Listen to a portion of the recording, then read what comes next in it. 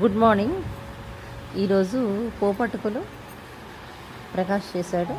చూడండి, చాలా టేస్టీగా ఉన్నాయి. ముందుగా గిన్నె పెట్టి దాంట్లో నూనె వేయండి. నూనె కాగిన తర్వాత ఆవాలు చిటపటలాడాలి. చిటపటలాడి అంటే అవి వేగినట్టు లెక్క. ఆ తర్వాత జీలకర్ర, ఒక్కొక్క ఐటెం వేసినప్పుడు అది వేగిన తర్వాత ఇంకో ఐటెం వేయండి. అంటే పోపు వేసేటప్పుడు సిమ్ మీద పెట్టి వేయండి, హై మీద పెడితే మాడిపోతాయి. ఆ తర్వాత ఎండు మిరపకాయలు తొడిమెలు తీసి వేయండి. తర్వాత కడిగి పెట్టుకుని మధ్యకి లేక అడ్డంగా తరిగి పెట్టుకున్న పచ్చిమిరపకాయలు వేస్తే, తర్వాత కడిగిన కరివేపాకు అది వేయండి. పసుపు, ఇంగువ, అలాగే కారం వేసి కలియబెట్టండి. ఇవన్నీ వేగిన తర్వాత కావలసిన కూరగాయలు తరిగి పెట్టుకోండి. అలా అని చెప్పి జిగురొచ్చే కూరలు, చేదొచ్చే కూరలు కాదు.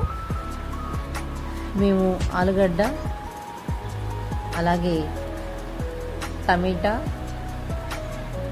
క్యారెట్, బీన్స్, క్యాప్సికమ్, ఇంకా కొంచెం వంకాయ,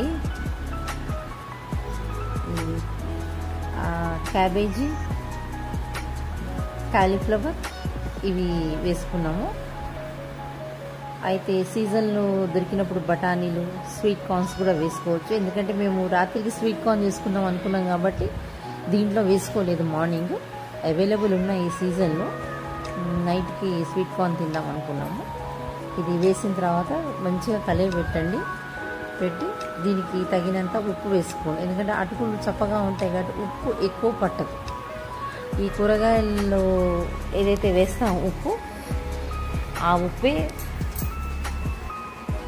ఈ అటుకులకు కూడా సరిపోతుంది. అటుకులు వేసినాం కదా, ఎక్కువ వేసుకోకుండా ఎక్కువైపోతుంది. దీంట్లో కనుక మనము నిమ్మకాయ రసం వేస్తే పులిహోర అటుకులు అనొచ్చు, తాలింపు అటుకులు అనొచ్చు, మిక్స్డ్ వెజిటబుల్ అటుకులు, ఇలా రకరకాల ప్రాంతాలు రకరకాల పేర్లతో పిలుస్తారు. ఏదైనా చాలా టేస్టీగా రుచిగా ఉంటుంది. వేడివేడిగా తినాలి. అయితే దీనికి దొడ్డటుకులు తీసుకోవాలి, లావుగా ఉన్నాయి. పల్చడివి తీసుకుంటే అది పేస్ట్ అయిపోతుంది. ఒక్కసారి నీళ్ళలో వేసేసి మనము అప్పడాలు వడియాలు తీస్తాం చూడండి, దాంట్లో ఆ జల్లి గిన్నెలో తీసేసేయాలి. తీసి ఓ పక్కకు పెట్టేసి తర్వాత ఈ కూరగాయలు ఉడికిన తర్వాత ఈ అటుకులు వేసి కలిపేయాలి. కలిపేసి దించే ముందు గింజలు తీసేసిన నిమ్మకాయ రసం వేసి కొత్తిమీర జల్లేసి ఒక 2 నిమిషాలు వేడివేడిగా తింటే ఆహా ఏమి రుచి!